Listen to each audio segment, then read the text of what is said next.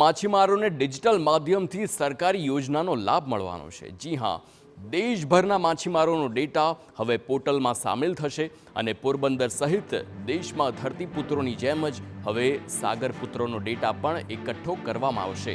વિવિધ યોજનાનો લાભ સાગરપુત્રોને હવે મળી રહે તેવા જે હેતુ છે અને તે હેતુના કારણે કેન્દ્ર સરકાર દ્વારા નેશનલ ફિશરીઝ ડિજિટલ પ્લેટફોર્મ નામથી પોર્ટલ શરૂ કરવામાં આવ્યું છે, જે પોર્ટલ પર માછીમારીના વ્યવસાય સાથે જોડાયેલા સાગરપુત્રો અને નિકાસકારોની વિગતો સામેલ કરવામાં આવી રહી છે। આ પોર્ટલ પર વિગતો નોંધવામાં માછીમારોને મુશ્કેલી ન પડે તે માટે રૂબરૂ ફોર્મ ભરવાની પણ વ્યવસ્થા છે। એ માટે એજન્સીઓને કામ પર લગાવવામાં આવી છે।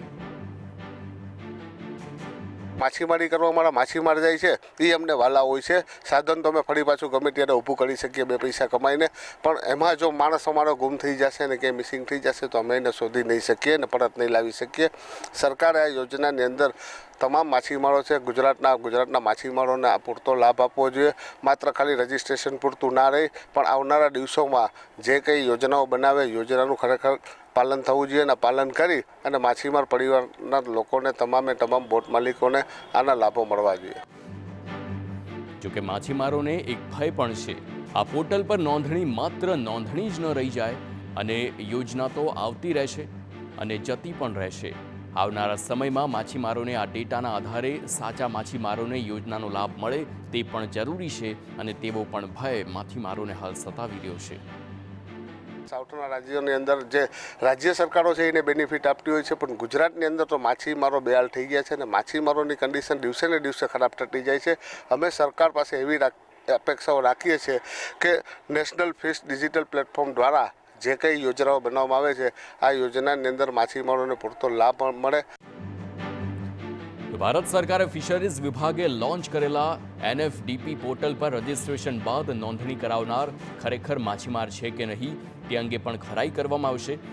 નોંધાયેલા સાગરપુત્રોને વીમા, કુદરતી આપદા સમય મળતા લાભ અને ભવિષ્યમાં સરકાર દ્વારા માછીમારોને અપાતી તાલીમનો પણ લાભ તે લઈ શકશે। તો હાલ બંદર અને પાર્કિંગ વિસ્તારોમાં NFDP યોજનાના હોર્ડિંગ લગાવી માછીમારોને જાગૃત પણ કરવામાં આવી રહ્યા છે।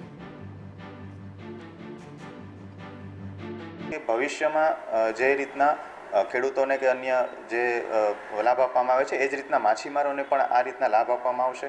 પ્લસ જે વીમા કવરેજીસ છે ઘણા બધા, તો ભારતમાં જેટલા મત્સ્ય ખેડૂતો છે એને વીમાનો જે લાભ આપવામાં આવે છે એ પણ આ પ્લેટફોર્મ દ્વારા આપી શકાય છે। તેમજ જે એક્વાકલ્ચર કરે છે એટલે કે જે ભામરા પાણીનો મત્સ્યોદ્યોગ કરતા હોય, જે ડેમમાં મત્સ્યોદ્યોગ કરતા હોય, એમને પણ ઇન્સ્યોરન્સ કવરેજ પણ આ યોજના હેઠળ પણ ભવિષ્યમાં આપવામાં આવશે।